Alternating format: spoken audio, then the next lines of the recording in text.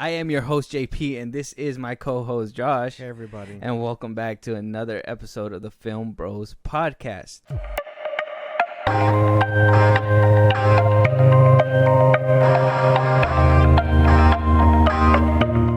And, of course, for those that are out here right now, the live stream.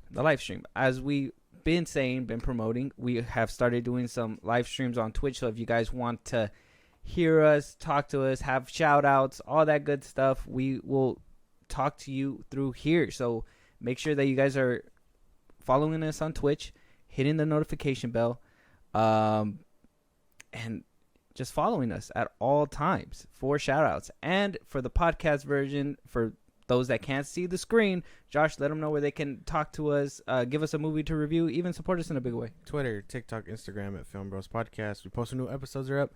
You can hit us up there for any news or movies you want us to cover. Listen to us anywhere you get your podcasts. It's Spotify, Apple Podcasts, YouTube Music, things like that. So go ahead wherever you get them. Support us in a big way. Buzzsprout, link is in those bios. Subscribers get special perks, shout outs on episodes, things like that. And then subscribe to our YouTube at FIlmBros Podcast.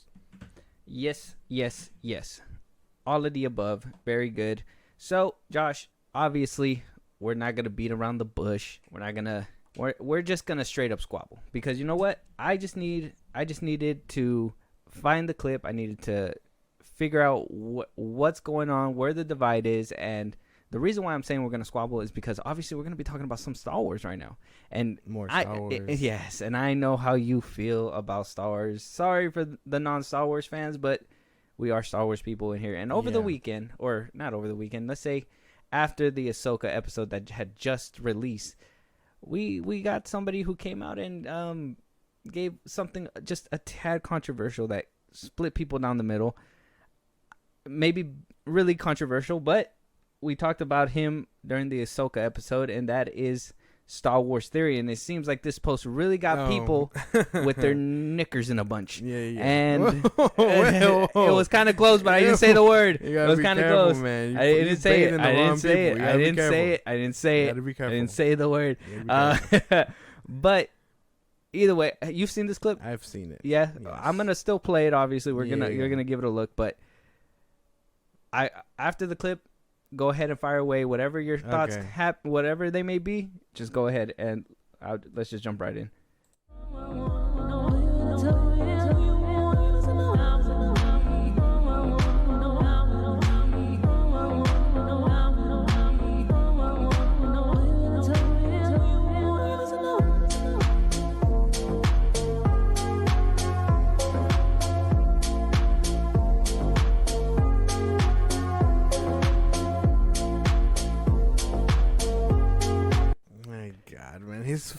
His face, man. It's just his face. His face, dude. Like, I've never wanted to hit someone more. Damn. But yeah. Violence. Yeah, no. I posted about this because I seen it. Yeah, it was making its way on my feed. It's dumb. I think it's dumb. This one and that girl yelling at people. Oh, yeah, dude. She was talking nonsense. Yeah, I didn't even want to bring her up. She was just like talking about Star Wars and politics. She said the original 3 were the ones to go off of, but then proceeded to shit on the Ewoks and all that stuff. Yeah. She was like talking about the politics in Star Wars or whatever. Star Wars has always had politics. But anyway, since I seen this, I was just like, this sucks. I hate him. I hate this guy. I don't know what it is. Probably because of his takes or whatever, but I think he's wrong. And to say Star Wars and Filoni aren't, or Disney Star Wars and the Filoni Star Wars are two different things, I don't think so.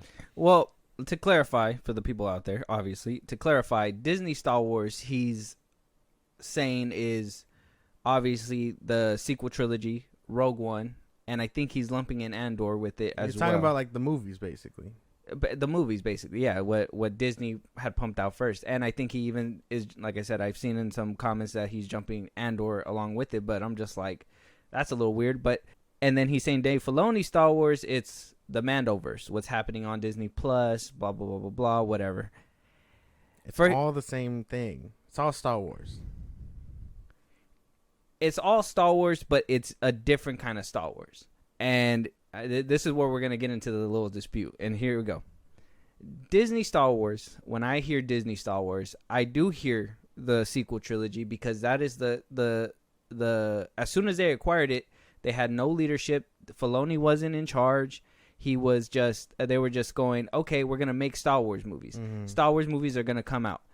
They made the Star Wars movies. By the third one, it started. It still did good, but still, people were on the fence since The Force Awakens. People were kind of like, okay, what a good step back into the world, but not really what I was looking for. But hey, I'm looking forward to the future. Yeah. Last Jedi came out, completely split people down the middle, and then Rise of the Skywalker came out, and depending on how you look at it, split people down the middle or majority and minority split. We don't. I really don't know the numbers on that one, but still, very divisive. Very. Rogue One was a banger. I will admit. Solo was a banger. So was there was one more. I think one more movie that came out, right? Or was it just those two? Rogue One, Solo. Rogue One, Solo. That was it before they stopped. And then they went on with the Disney Mandoverse. Plus, yeah. Now, he's saying Dave Filoni in charge is what's doing good right now, right? But Filoni was in charge when we got Book of Boba Fett, and we can admit it wasn't that good. Filoni was in charge when we got season 3 of Mandalorian, and we can kind of admit that it wasn't that good. Ahsoka's playing right now. Obi-Wan wasn't that good either. So it's like we have people in charge, but we don't know whose is who. So for him to be like, oh, this and that, I think that's where the argument's coming into, where like people don't know who is who and what's what and which is picking who. It's all Star Wars, though. It's all the same thing. It's all under the same umbrella, but you got to understand, man, not a lot of people like the sequel trilogy. I am one who did not like the sequel trilogy. Yeah, I know. You're well too much. aware. You shit on that shit all the time. I like The Last Jedi. Why you decided to go back and rewatch, no idea. But, like, it's all the same thing. It's all Star Wars. There's no this to Star Wars. I can agree with you to the heart, to the middle of it. There is Star Wars elements. The only difference is that the only things that have categories are legends and canon. That's it. That's the only way to view Star Wars. There's no George Lucas Star Wars. There's no Disney Star Wars. There's no Filoni Star Wars. It's just Star Wars. Okay. The original trilogy and the prequel trilogy. What do we associate that with?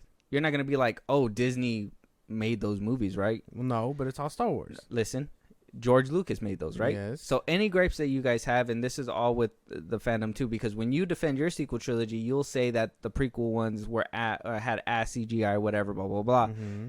You will do that too, because you know that George Lucas was in that era when he made that, right? Yeah. So you know there is some kind of split division, and him doing this is not helping the situation either. I'll say that right now, wholeheartedly. It's not helping the situation. It's obviously creating even more of a bigger divide. But at the end of the day, change in leadership means change in direction, means change in people. It's not like what we're getting with WB, where it's like different regimes, so we're going to get completely warped out different messes. We're still getting different warped up messes, but just obviously under still the Star Wars name, because everybody knows that all we have to do to make a quick buck at this point is to connect it to George Lucas' original vision. And a lot of people can say the sequel trilogy was not George's original vision. It's not his vision, yeah, but that doesn't make it any less Star Wars. Disney Star Wars. He's saying it's Star Wars, but he's saying Disney Star Wars. Yeah, Filoni but that Star doesn't Wars. make sense. Lucas Star Wars. It's all Star Wars. Lucasfilm is Disney Star Wars, technically. Lucas Star Wars, like George Lucas Star Wars. No. That doesn't make much sense. And dividing it this way, obviously he's doing clicks. Obviously I responded to it. Like, I know what he's doing, but it's dumb. It's a dumb way to think. It's such a negative way to put things together, especially if you're talking dumb, about. Bro? You calling me dumb? I think it's dumb. I look. It's not dumb when you can recognize different visions. Like, I'm gonna go ahead and I'm gonna use DC right now. James Gunn, you're not gonna associate his movies with the DCEU, right? No, because he's established as separate. Why do you hate the Suicide Squad? It's all under the DCEU umbrella. Yeah, but that's James Gunn's Suicide Squad. I guess so. You see where he's different? Yeah, but it's a director thing, I guess. That's not. It's all the same brand of DC. I can acknowledge, yeah, it's part of the DCEU. It's still all not part like of Star Wars. Yeah, but it's not different sanctions. It's still his thing. The way it would work is if Zack Snyder's DC, Man of Steel, whatever, yada yada, and then Hamada's, and then Guns. But it's all under the DCEU. Well, yeah. Let's say Guns, he already announced is a different universe. It has nothing to do with this. But James Gunn did make the Suicide Squad within the DCEU. Mm-hmm. That's the same thing. So you can be like, well, that's James Gunn's movie. So I don't really like it, so I don't associate it with the bigger name. They can be like, well, that's Disney Star Wars. I don't like it, so I'm not associating it with the name. Even though he's clearly wrong because they're clearly leading up to bridging that gap, I don't think that they're going to retcon it and stuff like that, like people are saying, even like how he's theorizing. Yeah. But I do believe that there was a time where there was misdirection and we had these movies come out. They weren't that good. Some of them were okay. Like I said, Last Jedi, I give it to. The Force Awakens, I'm like, I'm still in the middle. But Rise of Skywalker, I was really like checked out at that one, at the end of that one.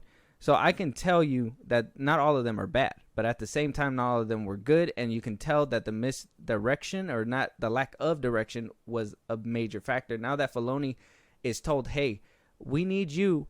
This is your task. We need you to go ahead and connect this Star Wars to this Star Wars seamlessly. And he's doing that. I think he's doing a good job. I think some bumps along the way because he has to try to make shit make sense. That Moff Gideon thing, by the end of it, he could have probably went a different way, but he was like, well, how can I make it make sense? It's kind of hard to make it make sense when you got to go with Lucas's vision, which he's trying to draw off of, and try to connect it to something that really was made up out the fly.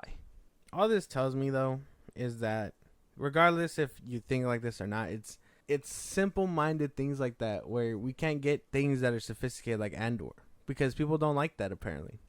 I think he likes it. I just think he wants the bullshit and be like, oh, Andor's part of Rogue One, so that means Disney Star Wars. So if I root for Andor, I'm rooting for them. I think that's where his like pride's getting in the way. I don't know. Because I will say Andor is a great piece of work, regardless of who it came from. And honestly, that was from a different director telling and being told like, this is the direction you're gonna do. You can play this kind of game. It's not gonna make a major dent into the wider universe. Have fun, and that's what happened. And we got a fun story. It's just that at the same time, when you're trying to stay so connected to the Skywalker name, and use that to milk more money instead of trying to do these kinds of Star Wars projects, people are going to have a hard time getting off the tip because now look, now we're getting Hayden Christensen back again. I get it. I'm glad he's getting his flowers. It's good to use them once in a while, but don't try to use them in every show now just to be like, oh, give me money because Hayden Christensen's back. That's why. And it's people like him that eat that shit up. And while I understand, I love it and I like to see it, it's people like him that'll only check in for those kinds of things. Him, Soups, whatever. What was he saying about Obi-Wan? He's like, we don't get Clone Wars flashbacks, but then as soon as he got a flashback of Obi-Wan and Anakin training, oh, this is the best show ever. Like, it's people like them that farm that shit and knows that Disney can manipulate them that way because that's the only way they'll watch. Not like us, we'll watch Andor, we'll watch everything, and then I watch it for the love of Star Wars. Exactly. I'm just like, I want to watch it because my characters and stuff like that. Exactly, and it's not so much that I'm gonna watch it now that we know Anakin's in it, but because we like Ahsoka and so on and so forth. Yeah, and like I said, lack of direction. Star Wars is Star Wars. It could have been an issue either which way, but still, that doesn't negate the fact that even some of the stars. Now, I don't want to use them as an example because we've heard about it before, but even Liam Neeson on a pre-recorded episode of Conan O'Brien Needs a Friend podcast, he was asked about like the Phantom Menace and if fans still come up, and Liam Neeson said, not all the time. I mean, it is a cult. There's so many movies and spinoffs now. I think it's diluting the whole thing. That's my personal thing. Occasionally, there's kids after a Star Wars autograph, and I don't want to give autographs at the airport. Oh, but it's not the kid, it's the grandfather. There he is, or the dad. They become 11-year-olds. So he's calling Star Wars a cult, and he even went as far. We talked about it in episodes ago, where I think back in like February or something. He said that there's so many spinoffs that it's diluting Star Wars, that he might not even come back to Star Wars anymore. Blah blah blah blah. But I mean, is this cult-like behavior? Are we starting to eat each other from within? What the fuck? No, I don't think so. I don't know, man. Your lack of understanding in the beginning really had me like. It's just Star Wars. There's no Disney or Lucas. That's the best way I can think about it. There's no way. as far as Liam Neeson goes, like I mean, I don't know. I don't know. I don't know where that mentality came from. I really think that's an awkward thing to like see. Oh, sweet. Oh, thank you. Thanks for the anonymous subs. Thanks. Yeah, thanks. Hey, everybody got a sub. I appreciate that. Thank you so much. You're cool. Weird. But yeah, anyway. Anonymous. I wish you had a name so we could have thanked you and like shouted you out. Kind of Would have weird, been great. but thank you. Anyway, back to what I was saying. I don't know where this mentality came from. He's kind of sound like Harrison Ford in this aspect. I don't know if we're a cult. I think referring to fans like that is cult behavior. No, but I think the problem is that when there is so many like spin-offs and so many, I know it is so nice. Like I said, if you have a name, we like to shout you out, so that'd be great. But if not, hey man, keep it anonymous. It's amazing. Thanks. So heart emojis, emojis. But I don't know, calling a fan base like that, who like at the time was recognizing you for being a cool Jedi. Like Qui-Gon Jinn is a staple of what a Jedi should be. Him, Ahsoka, whatever. But like, you don't just call your fan base that. You don't. That's bad. I think that's so bad. There's no way. Yeah. Because I'd want his autograph for this. I'd want his autograph because I know him from Batman. He's Ra's al Ghul to me too. So, like, I don't know. I think calling your fan bases bad things like that really hurts from a fan perspective. No, I see that. I see that because obviously, I mean, it's like, I mean, everybody calls the Zack Snyder people like the Snyder cult or whatever. Yeah. That's like Snyder acknowledging it, like, yeah, you guys are my cult. Like that would be pretty bad. But it causes cult-like behavior when there's so much properties out there that isn't all under one vision. Like when George Lucas was putting his vision out, everybody was behind it because everybody was like, okay, this is his one singular vision. This is what he wanted. It starts getting ripped apart when, you know, like the DCEU, Zack Snyder's vision, right? People didn't like it. People did like it. That was two yes or no's, right? And then next thing you know, you put Walter Hamada's in there and blah, blah, blah. Then you split, right? Then now you got people that like Walter Hamada, Zack Snyder's, and Josh Whedon's now. You know what I mean? And it's just shit like that. So we like J.J. Abrams. We like George Lucas. Tony Gilroy should be in the running. Dave Filoni. You know what I mean? So now we have little sub bars going all the way down. It's like either you're a fan of everything or you're a fan of little nuggets here and there. Yeah, but I don't know if that and that causes cult-like behavior, and then they start eating each other from the inside. No. I don't know. I don't think so. And that's just a bad way to represent your fan base. Like it's bad to support Star Wars now. Like I don't understand. I think he's one of those too, because ever since Disney kind of bought out Star Wars, he's been one of those like, I don't want to do it if it's not right for the character. And I think I started figuring that out when he would be like, I'm not going to do it anymore, but then he'll still do it. Yeah. He only comes back for certain projects where he thinks that is like from Lucas's vision, I guess you can say. That's why he came back for Obi-Wan. I mean, they used his voice in Rise of Skywalker, but I think he was told that it was going to turn out differently or something like that. The Clone Wars. Clone Wars, obviously. So I don't know. Liam Neeson's an older man, and he gives zero fucks. Yeah, him and Harrison Ford are on something else. Harrison Ford, and what's his name? John Boyega? No, him too.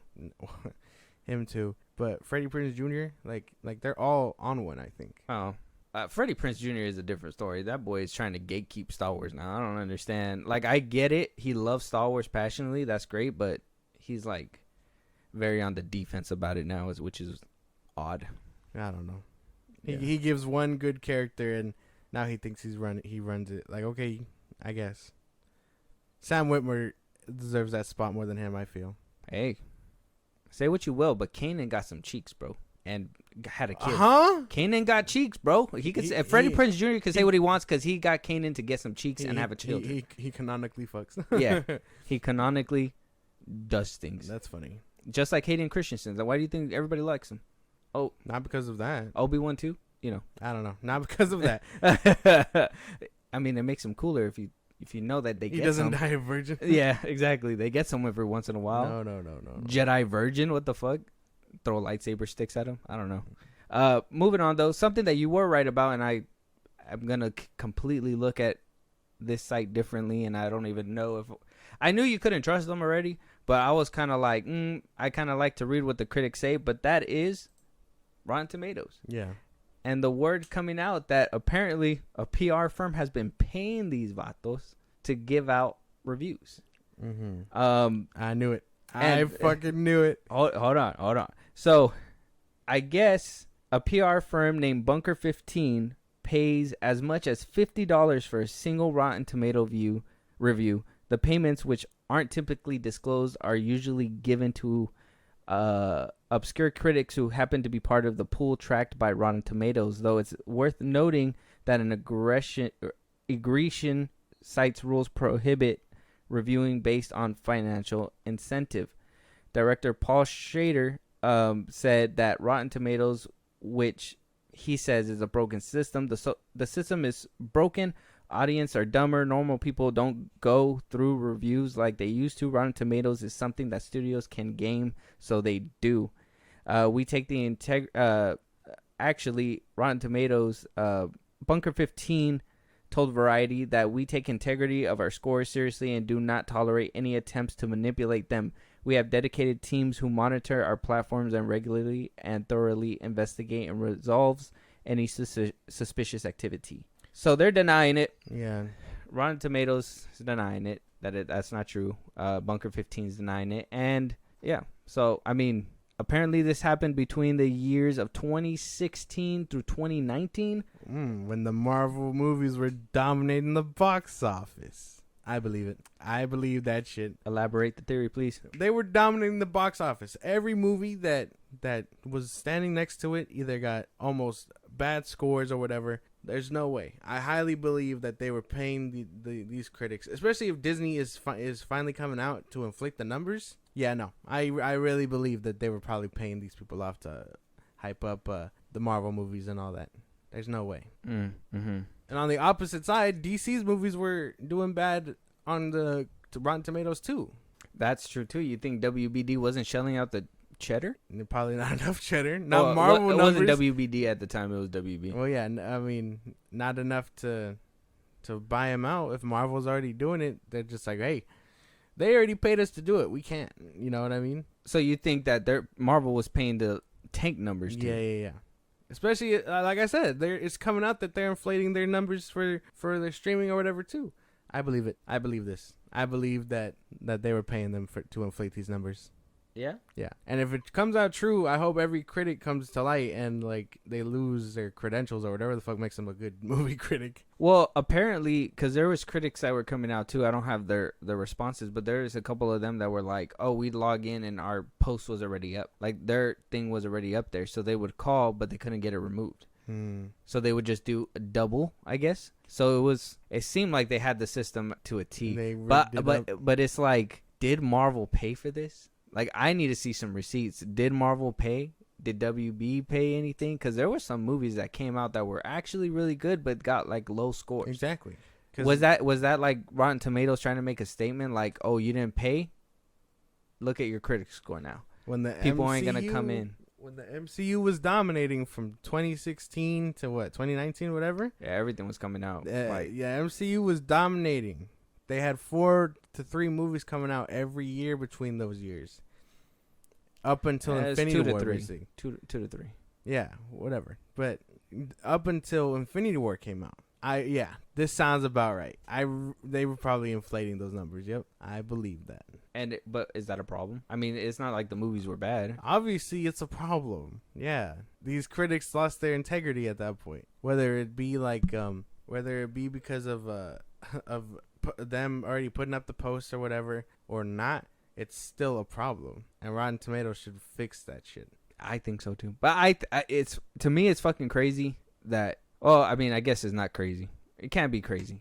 Anybody that can get paid off will get paid off. I was thinking that Rotten Tomatoes was... Because when all that whole review bombing thing came out, they were like, oh, we're going to stop that shit real quick, right? So they put like a bunch of things in place to stop that from happening. It was during the Marvel versus DC era. Yeah. DC's better, no, Marvel's better, whatever, blah, blah, blah. But that shit's insane to even... hear that it's happening now. Like that this happened back then. What makes us think that it's not happening right now? I believe that shit's probably happening. And if the MCU isn't paying their dues or whatever, that's probably why most of these movies aren't looking too hot either. So I don't know. But I believe it. I believe they were paying them off. That shit's, I shouldn't say. I don't trust Rotten Tomatoes anymore. And this is why we say all the time. Form your own opinion. Don't listen to what people say if about somebody movies. says it's ass, don't listen to them. Don't listen. Go watch it for yourselves. But if you're gonna really if we tell you it's bad though, and you do some dumbass takes about it, then that's a different story. Yeah, that's a different story. Yeah, don't do yeah. that. Like if you saw The Flash and thought it was good, I think we should have words. If you saw Black Adam and thought it was good. If you saw The Suicide Squad and thought it was good. Damn. Yeah, we could play that game too. Do you know that Black Adam is literally the highest viewed movie on Max for the year of 2023? Like Really? The Flash didn't even get that close. Damn, I didn't know that. And that's because of the lack of movies that WB's been putting out. I'm pretty sure when Barbie comes out on Max, I'm pretty sure that'll take I'm the sure top it'll spot. take it over. But as of right now, Black Adam, I which believe it. is fucking crazy. That the Flash didn't even do any numbers streaming wise at all. I'm telling you, man. Little stray bullet for the Flash, bad. but It's bad. But anyways, yeah. Formulate your own opinions. Go check them out. If we talk about it, discuss it, defend your opinion, that's fine. But please don't die on that hill, bro. Don't die on that hill. Moving on though, Bill Maher had some words to say about the strike. I have the video here. It's a kind of long clip. I kind of shortened it up. I'm gonna give a little bit of context. So he was on a talk show, on his talk show on Max, and with Jim Gaffigan, and they were discussing in the beginning. They were discussing basically how late night shows are basically able to survive during the strikes. Yeah. There's something with Jimmy Fallon, but we're gonna talk about him right now, about the late night talk shows. But kind of what Bill Maher was saying rubbed a few people the wrong way on the way that he kind of spoke about the strike. I don't know. Have you seen this clip? No. Have you heard about this? No. Do you know who Bill Maher is? I do. Okay. Yeah. So obviously he's a comedian. Mhm. He does his own talks, Yes. stand-up comedy, whatever. Mhm. He says talk shows are pushed to have like liberal audiences and all that stuff, that he's more edgy because he takes risks, blah blah blah blah. So when he was asked, and I'll let you hear it from him right now, he's gonna be asked, just to make sure that I queued it up at the right spot though, he's gonna ask him about the streaming numbers and what he thinks, and then he'll bring up the whole strike thing. Okay. Never a moment where you don't know exactly, oh, this is the correct point of view on that. The strike is a perfect example. Those guys would never go back. This strike could go on till the 24th century. They would stay out. I feel for my writers. I love my writers. I'm one of my writers. Yeah. But there's a big other side to it, and a lot of people are being hurt besides them. A lot of people who don't make as much money as them in this bipartisan world we have, where you're just in one camp or the other. There's no in between. You're either for the strike, like they're fucking Che Guevara out there. You know, like this is Cesar Chavez lettuce picking strike, or you're with Trump. You know, like there's no different. There's only two camps, and it's much more complicated than that. It is, but I do feel like there is a lot of the points, a lot of the grievances I kind of agree with. I do understand that they're getting screwed a bit by the streamers, yes. Yeah, I mean, it's a change, and you either, it's like anything that is, I believe in free market, but I also believe in trust and then verify, right? What does that mean? Meaning, you don't trust, like the reason, I mean, Zaslav made $400 million, and I think they're looking for 80 million for, it's like they're gonna, you leave a kid in front of a bowl of marshmallows, they're gonna eat the marshmallows. It's not like some grand thing. Well, I don't know. What you're saying, they're only asking for $80 million? Well, I'm saying they're asking for a lot of things. They're asking for a lot of things. Like kooky. Like what I find objectionable about the philosophy of the strike, it seems to be they have really morphed a long way from 2007 strike, where they kind of believe that you're owed a living as a writer, and you're not. This is show business. This is a make or miss league, and not everybody. You don't think that that streamers should reveal numbers so that they can? Oh, maybe. calculate things? Sure. Oh, I'm not saying they don't have points. You and don't maybe think that's that what, like these micro rooms are? I mean, the TV shows that we used to watch were 20, 22 episodes, 26 episodes, and okay, but this is no, I know things change, but what I'm saying is that like it's not just that; it's also these shows. You know, the life of a show is now 2 years. So I'm not saying that like, hey, tough noogies, that's what happens.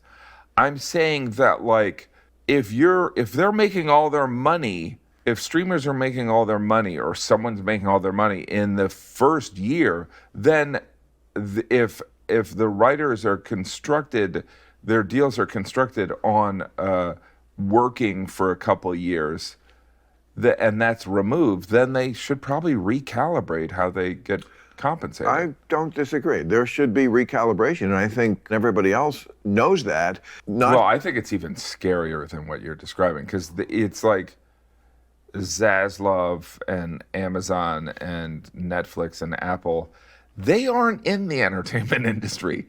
They're in the business. Not true. That's not true. Well, you know, like... They are in the entertainment industry big time. Apple... And, you know, if Apple and Amazon, which I have a new special on. Merged, they'd be Apple's on. No, but if they... Now at Apple's on Google, Mark, there's one store. they make their money, you know, in different ways, don't they? They do. They have a big pile of money, obviously, that especially Apple and Amazon have this source of money that is not entertainment, whereas entertainment can be basically their side piece, which it is. That doesn't mean they don't take it seriously or that they don't want to succeed. They don't want to lose you don't money. Think and they just want the prestige. You don't think Apple... What'd you get out of that? I don't agree with that at all. Obviously, everyone working should be able to afford basic human living. I don't know where the disconnect is, especially if he's one of the writers or whatever. He has writers for his show. Like how can you say that knowing you need these people? You know what I mean? You're saying everyone on your team doesn't deserve the fair pay. Is it because he's a host? That's where I think he's kind of like fucked up too, because I'm like, well, then what are you doing with your people then? You know? Shit. Good luck. Are you not paying? You're siding with them because you have to pay these writers. Yeah. Too, and you want to save yourself a little bit of money as well. And you probably look at the little guy who's, you know, wanting to come up as a writer and is like, well, you want to be here, you're going to have to pay your dues. Instead of, you know, how Jimmy Kimmel's looked at, Jimmy Fallon, all these, you know, all these Jimmy late night talk show hosts, you know, they're always told like, oh yeah, he's always there for us. They help us, blah, blah, blah, blah. But this guy's talking like, damn, I'm kind of a little bit sideways. Yeah, he's talking like he's a big ass CEO. I don't watch his show. I think the only late night show I used to watch was the one with Trevor Noah. Yeah. Because I thought he was hilarious. But he sounds outdated. And I don't know about the notion that the streaming sites are in entertainment. Because I don't know. Maybe they didn't used to be. But now that they're like doing their own movies and shows and things like that, it's like now they are part of the industry, if that makes any sense. Yeah. So, like, back when they were just providing movies, it wasn't the same. You know what I mean? Mm-hmm. And I don't know. Well, yeah, it wasn't the same. He's talking outdated, is how I feel. Yeah, because it wasn't the same. Obviously, that's why there was multiple strikes before we got to this strike. There's been fights for unionization. There's been fights for the DVD sales, movie sales, ticket sales, whatever. Now it's all about the streaming. They shouldn't be hiding those numbers. It's kind of like what Jim had said was, you know, you leave the bowl right there. They're not gonna, if that shit's full of money and it says don't touch, but we're not watching you, they're gonna fucking touch the money. Exactly. And they're gonna sprinkle it out how they feel. Why do you think Zaslav's making all this fucking almost $1 billion? This boy's making almost $1 billion, while some of these CEOs are only making like 100 to 200, maybe 300 million a year. Bob Iger taking home like 500, 600 million. It's like, bro, where's all that pot going, and why aren't you distributing that to the people who deserve it, who's making you this money. You're just in the big ass office with, you know, Mickey Mouse and all these people looking at you while you're over here collecting all this dough. Exactly. I don't think he understands, and I think I can understand that Hollywood is a big eat or be eaten type of world, right? I can understand that for that industry. That's what they've been saying forever. But I mean, if you're steadily eating, and then, you know, someone decides, hey, you should stop eating, isn't that kind of crazy? Like, isn't it just basic things for them to want to eat instead of being eaten? Does that make any sense? Yeah, it makes perfect sense. It's that what's that saying? It's eat or be eaten, eat or don't eat, or whatever. Like, whoever, that's his mentality, is that I'm already this big. I had to starve when I needed to starve. I'm here. I'm able to get this big plate. I'm gonna eat how I want to. The rest of them are gonna eat accordingly, basically. And for him to say that some of the things that they are asking for is a little absurd, which is the 12 writers. You know, the 12 writers. That's in the there. absurd part. Yeah, but asking for basic minimum wage isn't. No, it's not. And it's not basic minimum wage, but it's not a basic minimum wage job. These are Hollywood writers. Well, I say basic because for them it's just wage. They just want wages. They just want to be paid fairly. Yeah. That's what I mean. I didn't mean it like, you know, $15 an hour. Oh, type okay, shit. okay. You wanted at least basically a wage, like a salary or some Yes. shit. Which that would be fair, not freelance work where it's like, oh, where's my Spider-Man picture, Peter? And it's like, you didn't fucking deliver, you're not getting paid. It's Exactly. like, bro, no. Like, they want to be able to clock in, clock out. You want this show done by this date?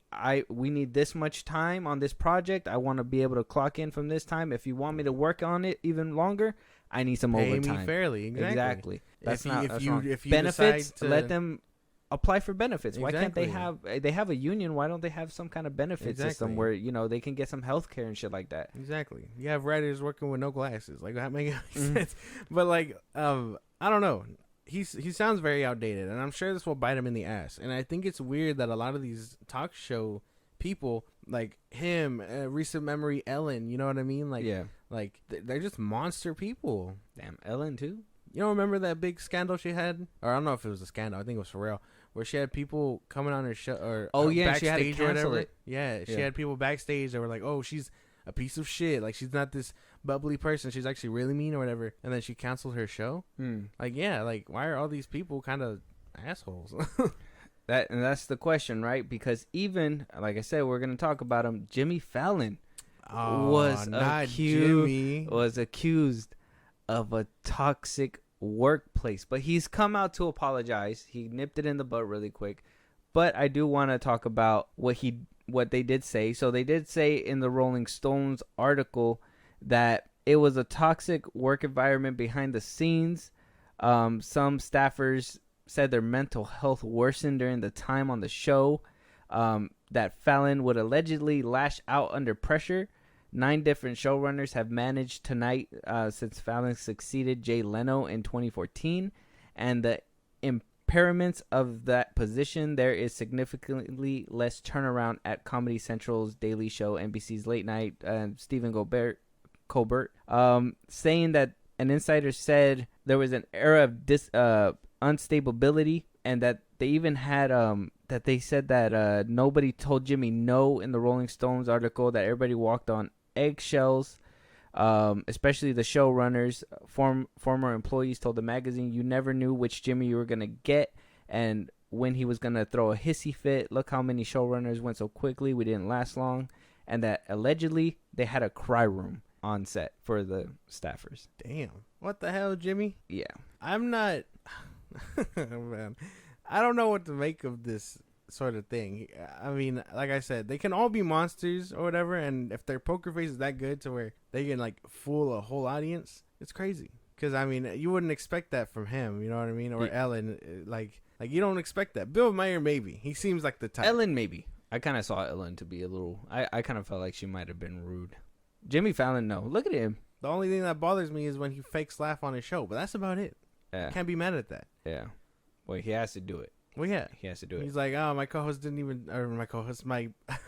what is it? My guest didn't say anything that funny, but I'm a bust a gut laughing. Like, yeah. Like, that's the only annoying thing, but damn. toxic work environment. I don't Yeah. know. I can see it. If enough people are saying it, maybe I can see it. But he does come out and he did apologize. He wound up saying to NBC, "It's embarrassing and I feel so bad. Sorry if I embarrassed you and your family and friends."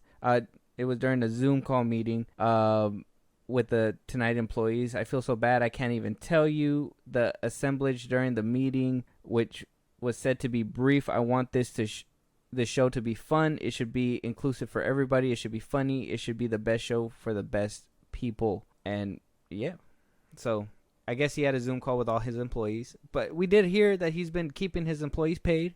Jimmy Kimmel, Jimmy Fallon, Stephen Colbert, all of them have been basically putting foods on their tables during the strike. How they're still getting revenue is beyond me. I would have thought this Reruns, right? I'm assuming reruns and YouTube clips. Yeah, because I see a lot of reruns on TikTok. Like they post old clips of that stuff on TikTok. So they just probably get revenue off the internet or something. But they're making money. Because if the show is still being put on the platform, whether it be cable or whatever, that makes sense. Or if I think he's on Hulu, you can watch the show on Hulu and things like that. Same with Saturday Night Live. Well, we know nobody's getting paid off streaming. Damn. I don't know how that works. Maybe it's coming out of his own pocket. That'd be kind of crazy. But I mean, I'm sure some of it's coming out of his own pocket, out of the kindness of his heart. If he's being honest and he apologized or whatever, I mean, I guess. But I mean, there shouldn't be a reason for this sort of thing to come to light anyway. You know, because if you were really treating them carefully behind the scenes, with care behind the scenes, this stuff just wouldn't air out. That's true too. What is it? He's owned by NBC. NBC is owned by Universal. Universal hasn't been having a switch up. They did have a switch up of producers and stuff, I think. But I never read anything about them switching like CEOs and stuff like that. So I'm not really. I'm sure a CEO has probably switched off and they probably had to run things differently and probably chain of command work differently. Because they said it was all former employees. They're not even employees that still work there. Yeah. So it could have been something that happened before and then stopped. Mm-hmm. Maybe his new crew doesn't see that side of him because he's a lot older now and he doesn't care. Maybe back when he was like young and just up and coming or whatever. Yeah, and he was very like, let's fucking go. We need to make sure we're spot on, perfect and shit like that. And I can understand that, but at the same time, hopefully he didn't spit in these guys' faces knowing that they weren't, making a living right. Basically. But man, I'm not too sure about any of this. If he apologized, cool. Just, I mean, again, if he was treating them correctly, he wouldn't need to apologize and this wouldn't have come up anyway. So if he's doing better, then cool. Good for him. Very good. Very nice. Hopefully. I don't want to know if people are like, we already heard that apparently on the set of Joker, people ain't using the bathroom. Yeah. We know on studio, like, well, that's WB. We don't. We know they got trouble.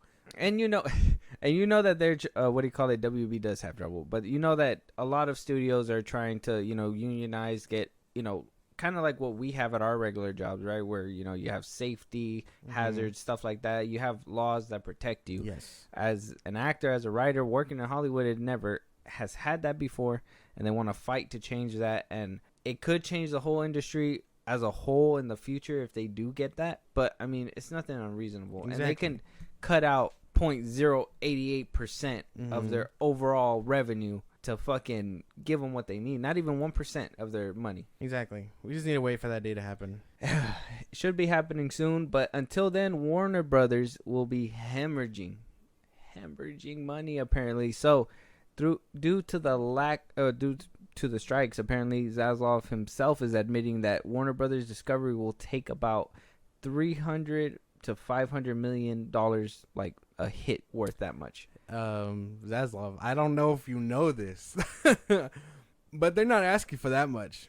You could probably pay a good quarter of that to them, let them work for you. You'll gain that back in a year or so because you'll have them writing your movies and so on and so forth. And then you won't be losing money pushing back movies that'll probably tank anyway.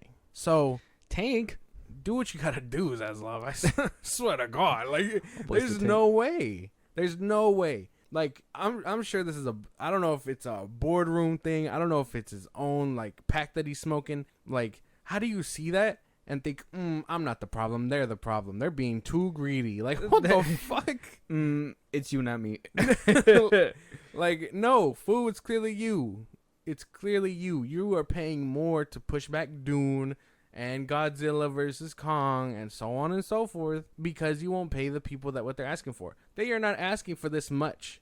They are asking for about 80 million or so for basic human things like dental healthcare, stable jobs, good wages. Like, it is like, I don't know where he thinks the problem is to be smoking that pack, but oh man, I hope he continues to lose money. I hope he goes down for this shit.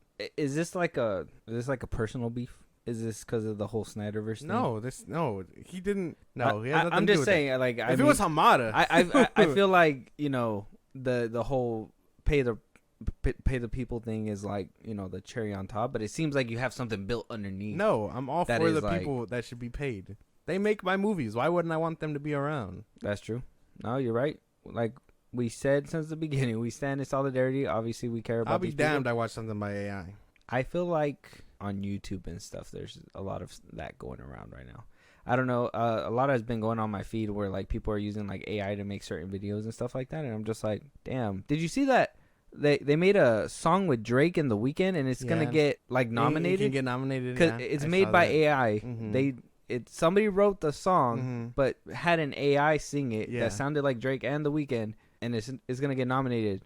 Yeah, That's crazy. and that's the weird thing. We're going to the future. That's the weird thing, though, right? Because can't they sue for using their likeness? That's what I thought at first. I mean, can they patent a voice? Because what if somebody else sounds exactly like Drake? I don't know. That's the tricky part about this AI stuff. Because I was talking about it with my friends too, and they'll be like, "Man, it's crazy we can do it AI." Like, even I get impressed. Like, I'll see Elvis Presley AI covers of songs, and I'm like, "That sounds really cool." Frank Sinatra, same thing. But I'm like, can't they sue them for that? Like, can't they be sued? Like, and it's not the same thing as like if you had a ghostwriter like Drake does, and they hand him that Drake song, and then that wins an Emmy because of Drake. Like, is it winning an Emmy because the song was good or because Drake did it? You know what I mean? No, it's obviously because the song was good.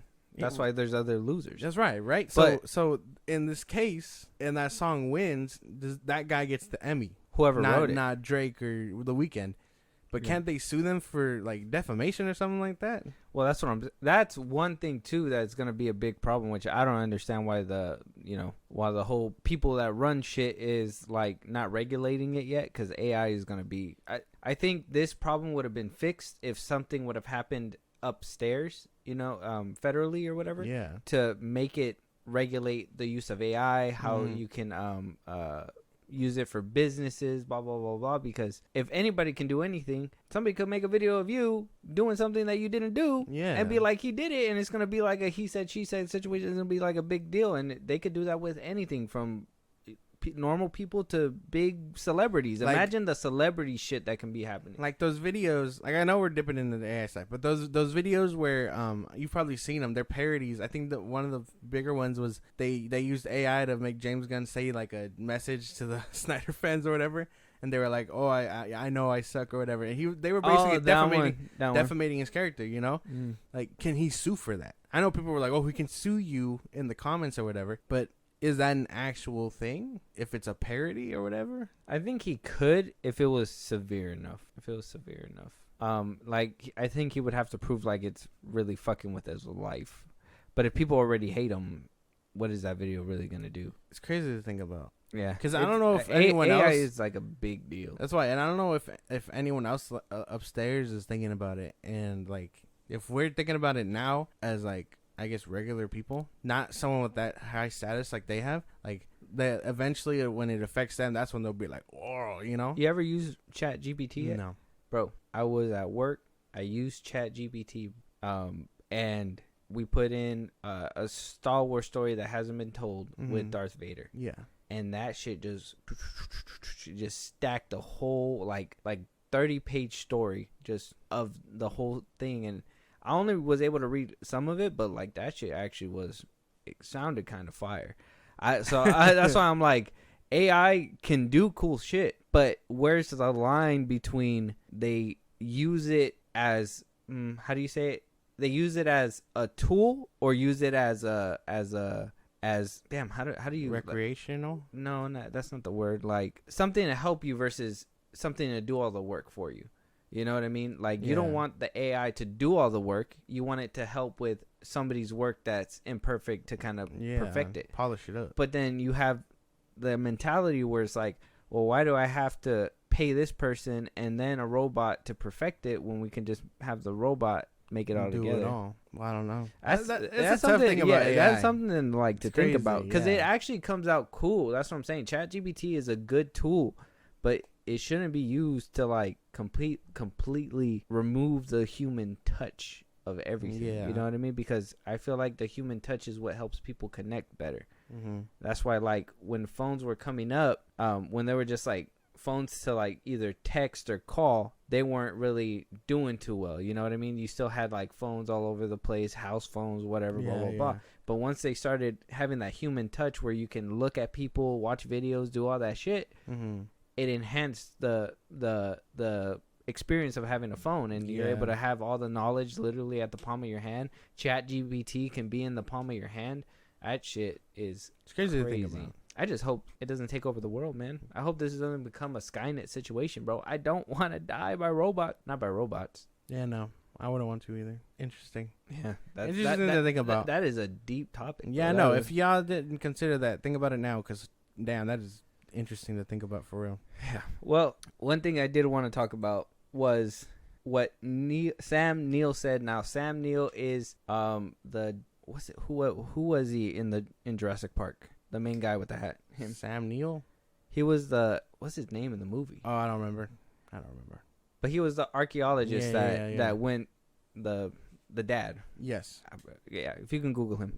Well, Sam Neill, and shout out to Nessa. This we had talked about this the other day, but like basically said that. Well, I'll read you the full quote. He says Jurassic Park. Talking to Telegraph UK, he said Jurassic Park was a really good example of why there is no substitute for going out to the movies. Alan Grant. It was like an immersive experience. I remember going to the screening in Harlem where people made so much noise, whooping and hollering, that you could hardly hear the dinosaur roar. And then another one in Tokyo a week later in absolute silence. The curious thing was that both audiences enjoyed the movie equally. Yeah. And it's funny because, once again, shout out Nessa, we were talking about it. I was just like, going to a movie theater is a fucking experience, bro. When you go there and you experience the movie with other people that are respectable, because I've seen some motherfuckers in a movie theater that are not respectable. Oh man, we could do a whole episode on disrespectful movie theater motherfuckers. God, like, don't bring your babies. Shut up. Like, it ain't that hard. Don't talk behind people. Yes. And reacting to a movie's great, but reacting to every single thing. Oh my God. Look, and I'm not trying to be a toxic one and be like, oh, well, you can't sit next to you. It's not that. We can all laugh. Yes. We can all have a good time. Mm-hmm. But don't be obnoxious. Exactly. Don't pull out your phone. Don't bring out flashlights. If you're gonna bring out your phone, which you shouldn't, it tells you in the beginning of the movie. Don't. Well, that's how I am. Lower then you're the not brightness. a movie theater person. If that's how you are, you're not a movie theater person. Exactly. It's an addiction. We know. But damn, put it away for an hour or two. Enjoy the movie. Like, there's bigger things going on. I'm sorry that the movie theater can't accommodate your small brain and put, like, I don't know, Subway runners underneath it or something. Damn. Like 2-second clips of whatever. Yeah. Oh, Blue Beetle, 2 seconds fighting. Boom. 2 seconds of dialogue. Boom. 2 seconds fighting again. Bro, we understand. But holy shit. Stay home if that's the case. But anyway, back to what we're talking about. God, man. Yeah. I'm telling you. But anyway, back to what we're talking about. He's right. Movies like Jurassic Park, and I think really action-packed, like movies that don't require too much thinking and stuff like that, or movies that do require thinking, all types of movies. Yeah, seriously. Just go, like, are perfect for the movies, I feel. That's why, like, Jurassic Park, Godzilla, things like that. Like, John Wick. I feel like that's a big reason why John Wick is so popular, is because there's not much going on in it. You can just watch him kill people. It's a great movie theater experience. Yeah. You get to have fun. Top Gun Maverick. Yeah, like, it's things like that where Avatar Way of Water makes movie theater the experience go. And that's why when people are like, oh, is it dying out? I go, I don't think it's dying out. I don't think so either. I think it will die out if we have those obnoxious people in there, because I think that what keeps people away. I think, and even with us, like the last time when we went to that Spider-Verse movie, yeah, remember I had to watch that shit again because of the people behind us. Yeah.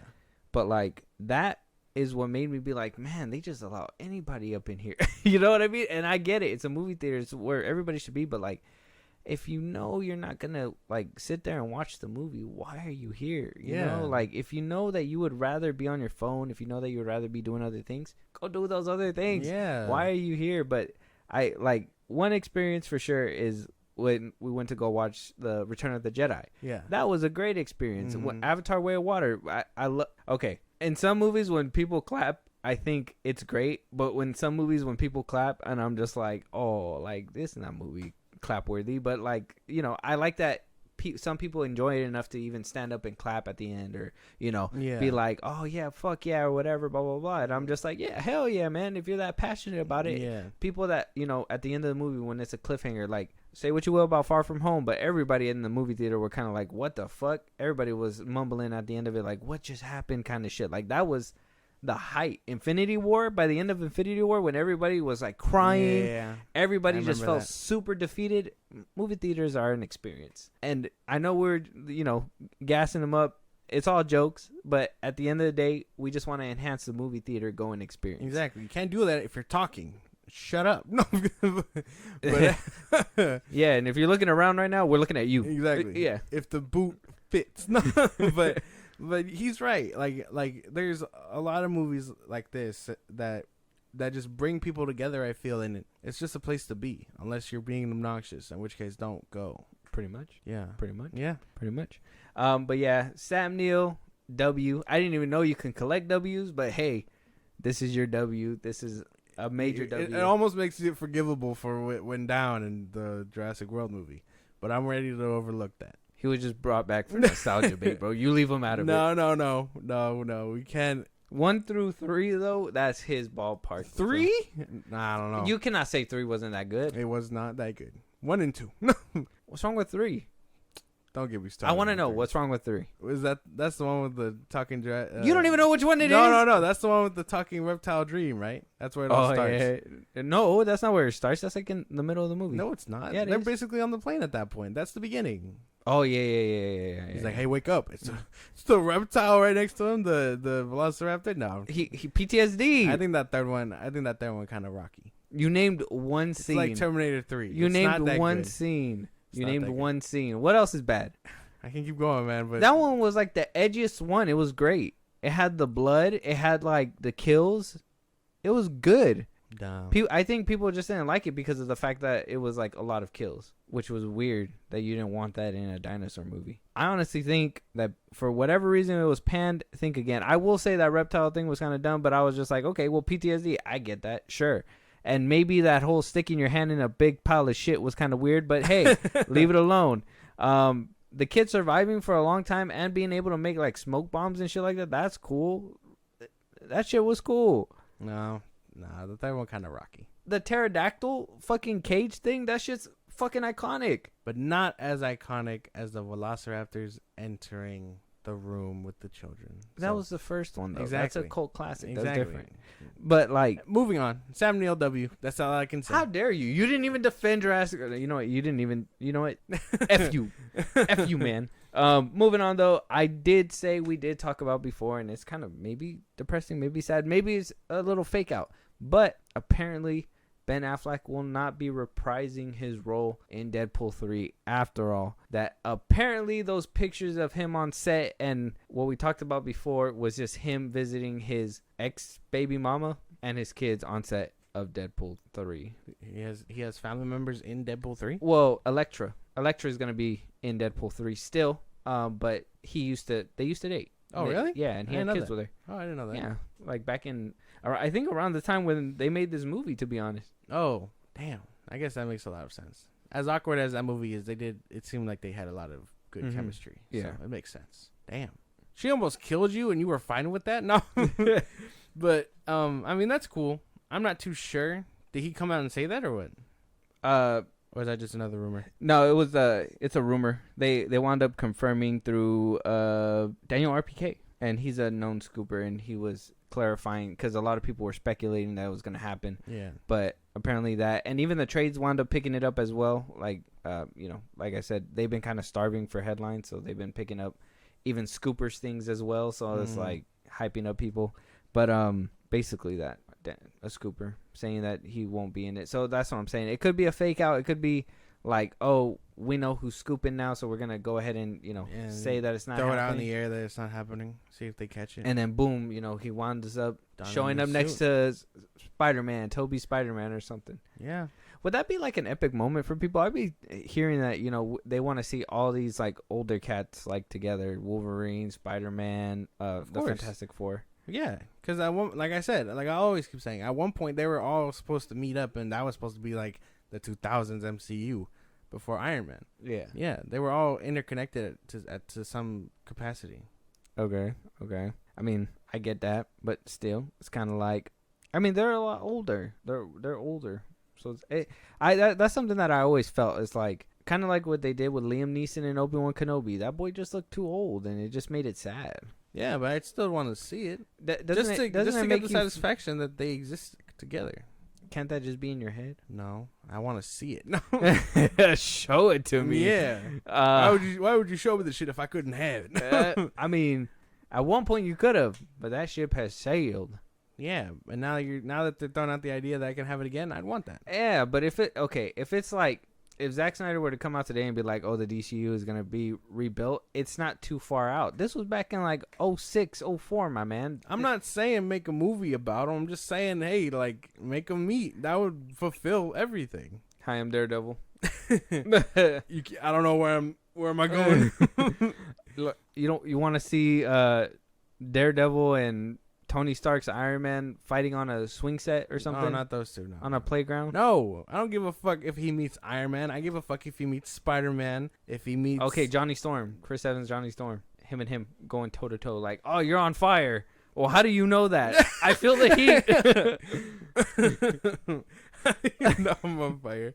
That's messed up. But, I don't know. Him, Toby, Hugh Jackman, like, if they could all meet and just, I don't know, say something slick to each other, I would be happy with that. Okay. I mean, yeah, it'd be fun. Like I said, it'd be fun. It's just, it's kind of like, if they make sense, sure. But it's like, sometimes they don't age well. Sometimes it just looks sad. You don't think Ben Affleck's aged well? Not Ben Affleck. Talking about like, well, maybe Elektra, maybe she's aged well. But you're going to tell a noticeable difference that she's older. For sure, because I think she didn't age as well as Ben Affleck, I'd say. Who else? Well, okay. Thunderbolt Ross, obviously, he's not gonna be. Yeah. He's gonna be completely changed. Mm-hmm. Couldn't even make it, I guess. That's a subtle. That's messed subtle up. thing. Yeah, no, man, I don't know, dude. It's just sometimes when they're older, it just makes it like Leia. Like, don't get me wrong, Carrie Fisher, I agree with her, though. If she was a little bit younger, I think it would have made more sense. But because she was a lot older, I was just like, she don't really, to me, she didn't really fit the description. It was just more like, they just had to put her in there. Oh, man, no. It was mad disrespectful. I'm not trying to be mean. That's what it I'm sounds like. mean. That's what it sounds like. I feel bad about saying it out loud. Yeah. Next time, keep it in the vault. But, yeah, either way, hopefully Ben Affleck does come back. And it might be even cooler because he will be even more stocky. Yeah. That should be crazy. Exactly. Because Just change up his suit. Don't put him in that latex shit. you didn't like it. No, too rubbery. I think if he were to, every time it just, you know what I mean? Like, Yeah, it was around the time where like leather was in, so that's yeah, why. scary. Scary time. Yeah, 03 Like- is scary time. Like damn, you just want to be sealed in. Like, my man, how do you get out of that shit? Squeak squirk, squeak squirk. Yeah. How did it even sneak up? You can't deny though that bullseye fight at the end was pretty. Well, no, clean. yeah, he has cool moments, but like the suit doesn't work now. Yeah. The suit is outdated for sure. And like, think about it. At the time, Spider-Man had spandex on. Even the X-Men had leather and latex. Ghost Rider had leather. Hulk had shorts. Jorts. Blade at the time, leather and armor. He had a bulletproof vest. Well, yeah, armor and Yeah, leather. Leather. Yeah. His trench coat was leather. I remember The that. leather trench coat. Yeah. So I mean, it's not Was completely out of the question. Fantastic Four suits? That's was spandex, huh? They were spandex. That was spandex. Yeah. But not Doctor Doom's clothes. His was leather, I think. His jacket. Oh and yeah, shit. yeah. Before he dons the actual like cape and all that. Yeah. Yeah. A lot of leather. Leather was a lot of thing. leather. Yeah, the X-Men leather suits were crazy. Yeah. Did they ever phase out of that, or they always had it? No, yeah. They went up to like, I think Last Stand with those suits. Oh, they did, huh? Mhm. But that was more padding and stuff. Oh no, they were still No, they leather. were all like leather. Yeah, What suits did they have in Days of Futures Past? they were more like armor coated. They took more of an MCU route with that. They were Oh. more armor. Okay. I can't remember those movies. I gotta do a rewatch on those movies. But yeah. So moving on though, no Daredevil potentially, maybe. Scoopers, like I said, Do you guys want to see Daredevil back? I mean, would that be a dream? I would. Like, what if we get Charlie Cox's Daredevil and Ben Affleck's Ben Daredevil? Affleck's Daredevil to meet? That's what I'm saying. But if Ben Affleck's like built, he gonna little bro him. You can't little bro him.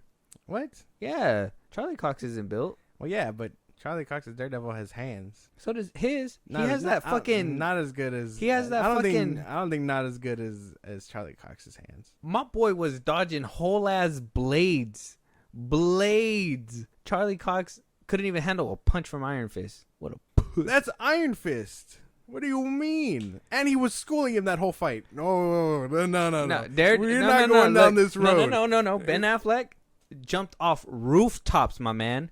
So was Charlie Off Cox. Rooftops. So was Charlie Cox. I never seen him jump off a He was rooftop. jumping off rooftop. No, yeah. he parkours off a rooftop. Same thing. My boy jumped off to skyscrapers and shit and fucking did it. You know how cool Ben Affleck's Daredevil was? He lit up his fucking symbol and fucking he left lighter fluid so the cop could light it up and be like, Daredevil was here. He's like, yep, I'm gonna do it right here. Yeah. How can he see that? He writes it in Braille. He's like, damn, I don't know what this means, but he's cooking.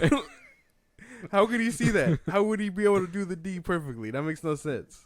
Don't worry about that. No. That doesn't matter. My man can see. We're talking about who would whoop ass, and obviously Charlie Cox would get his ass whooped by Ben Affleck's Daredevil. Charlie Cox has You didn't see hands. him take up a whole gang with guns and bullets, and he was on top of a ceiling fan the whole time. I saw that, yeah.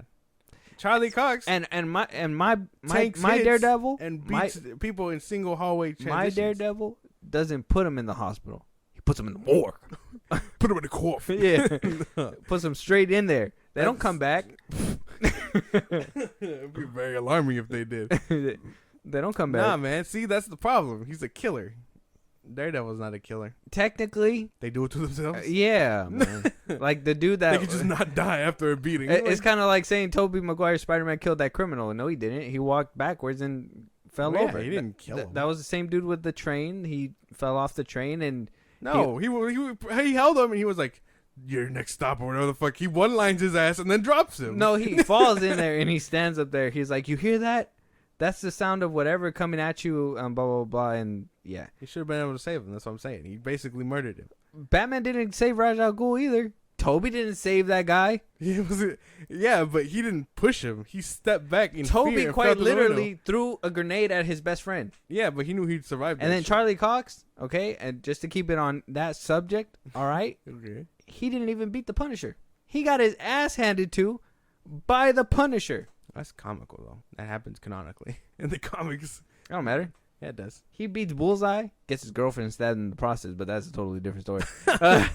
That's completely different. But he beat his Bullseye and arguably the better Bullseye. Charlie Cox, Yeah. my boy, he left his Bullseye riddled with glass. He was like not dead, but close to dead. What happened to that Bullseye? Was he just teased? He was just teased. Well, no, but we knew that was Bullseye. No, but he was just teased. No, what? That was Bullseye the whole He fight. didn't He was just getting the No, mark he didn't have and his stuff name. on his head. He Yeah, didn't but get a that was name. him. He didn't have the name at He the was time. him. No, he was teased, bro. That don't count. No, yeah, it No, does. he That had doesn't make sense. He had a full-on fight with that fool. That doesn't make sense. 2. That's crazy. There's no way. Just saying. Ben Affleck. Moving on though to our last subject. We have not one, Yeah. but 2 Godzilla trailers.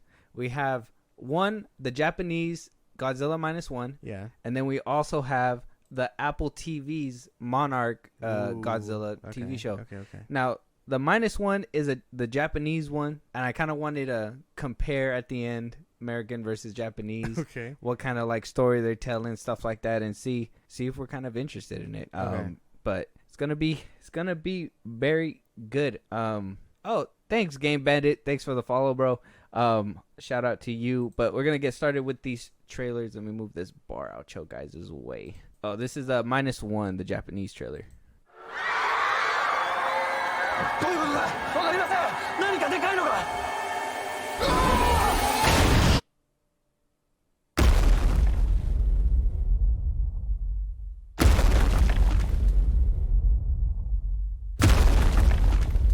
あれはゴジラ。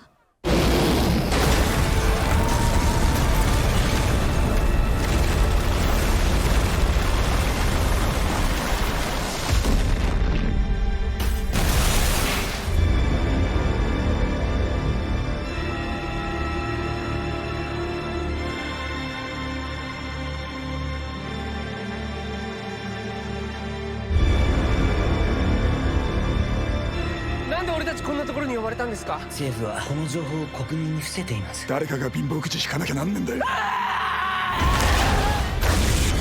みんな死んだぞ。この恥知らず。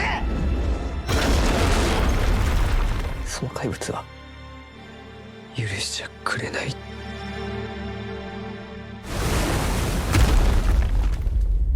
ゴジラ-1。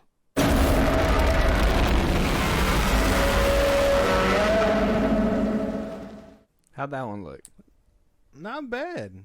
It looks like they're telling a classic Godzilla story. yeah, a retelling of a classic. Mm-hmm. So not too bad. I'm into that. Not that bad. You know, I enjoyed that. That was pretty good actually. Some of the CGI did look kind of weird. Yeah, but I think that has to do to What's interesting is that I was talking to my friends about this, and it takes place right after World War II. yeah. 1942, something like that. Yeah. I made the joke. I was like, man, they took two suns and then created Godzilla, and I was just like, they don't know how to pick a struggle. Well, that's what I'm assuming, that they're probably gonna use, that Godzilla probably came from the nuke or something. They're gonna like blame America. Yeah. Propaganda. No. I mean, don't we do that to them? It is what it is, I guess. I mean, everybody wants to tell their side of the story, and that's fine. But don't forget who won. No, damn. No, but so this one looks pretty. Like you said, the VFX looks kind of a little weird, but yeah, I mean, what can we expect? Yeah, nothing too crazy. Maybe this is like Infinity War for them. I don't know how their movies look. Do they get our movies? What? Yeah, they get our movies. Yeah, They do, huh? Just Yeah. like dubbed and stuff like that. So they probably take like notes and shit like that, which is fucking cool. I like that. yeah, well, yeah. I imagine they saw like Godzilla vs Kong. Like, oh, Godzilla. First of all, this movie gets points for the way they said it at the end of the movie. Like, y'all heard that? That was, I mean, at the end of the trailer.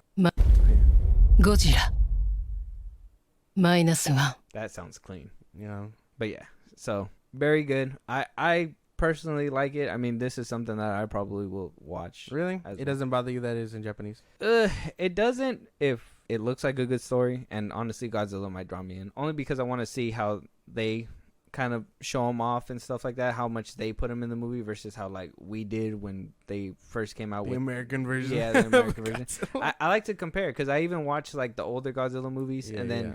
when like The Grudge was coming out, I watched the original ones that were based on from the Japanese version, stuff like that. So I like to compare the movies, Yeah. if that makes sense, just so I can just be like, Mhm. oh, which one executed it better or whatever, even though it is a different language, which, yeah. I just don't like anime, bro. That's the thing. I don't watch anime. That's the thing. If it dubbed or not dubbed, I don't care, bro. I'm not watching that shit. It's not good. It's the same. It's thing. not good for your brain, bro. It's the No, same it's not. How is thing. it the same thing? All you're worrying about, Is animation. yeah, Yeah. and half the animation on some animes is really good. I have yet to see one. You have yet to show me one. I'm gonna show you one. Mark my words. I will figure one out where it's not boring and it'll draw you in, and it has good animation. And I'm also gonna have to figure out one where the animation doesn't change drastically either, because Yeah. there's been times where you'll watch an anime in like the first 2 seasons or whatever, and then like they'll get picked up by a different animation studio, and And they then change for up. the 3rd season or whatever, the animation changes. Like that's what they did with Attack on Titan and a few other ones. And like you don't want that. You want consistency. Yeah. And I understand. Yeah, thank you. Oh, the connoisseur over here. But yeah, perfect. But the next one is Monarch's Legacy of Monsters. This is the one that's going to be on Apple TV. This one's going to be connected to the Kong versus Godzilla, Kong's Skull Island, Godzilla, King of Monsters, and the very first Godzilla. Yeah, the Monsterverse. The Monsterverse, if you will. Yeah, man. Is there anything you're expecting out of this? I don't know, because I've low-key been a fan of these movies, so I don't think there's any way to fail me, if that makes sense. Like, if you fuck up a basic concept like Godzilla, there's no hope, if that makes any sense. But this being a TV show, because, like, let's say, did you like both Godzillas? Yeah. You like them both? Yeah. So it's kind of like, you know, the translation from there to there. How are they gonna put it into? Are they just taking this concept and being like, hey, we paid a deal, so I want this on our streaming platform and it'll make sense? Or is it actually a good show? You know what I mean? Is it gonna be something that's show worthy that you need 6 or 8 episodes to tell this story? I'm hoping it's the latter, because I want the show to do good and make sense, just so the next one can take off or whatever. Even if this is like a one and done series, like I'd prefer that just to be the segue into the next movie or whatever. Well, yeah, I'm kind of expecting that there's something like that too, where it's gonna connect to the larger universe. I just want it to be good and not be, because we've been seeing with Disney Plus over there what they've been doing with Marvel, Luke, obviously Star Wars and all that, and not a lot of shows need all these parts. They can literally be told in like a movie. Yeah. So hopefully this one is justified for its existence as being a show. Us had seen it as a movie first. Yeah. There you go. That shit just Yeah, completely jumbled me around. But let's go ahead. Let's jump into it. It's a minute and 20 seconds. Move this out the way. Bang.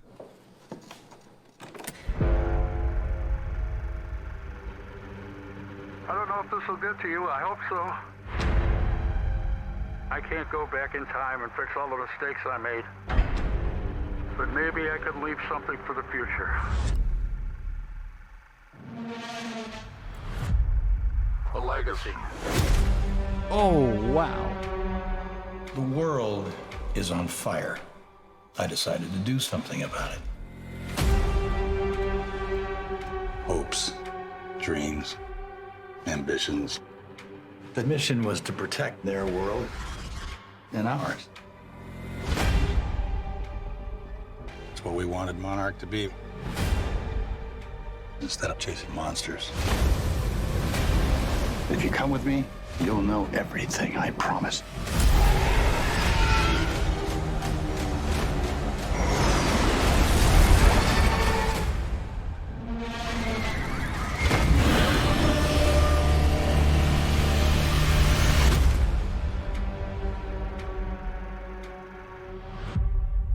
Yeah.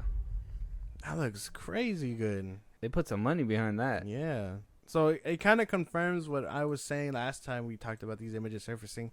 Like, it's going to be bouncing back between what looks like Kong, Skull Island, what happened in 1940-something with what's-his-name, and then obviously the future and where they are now. So intense music roaring.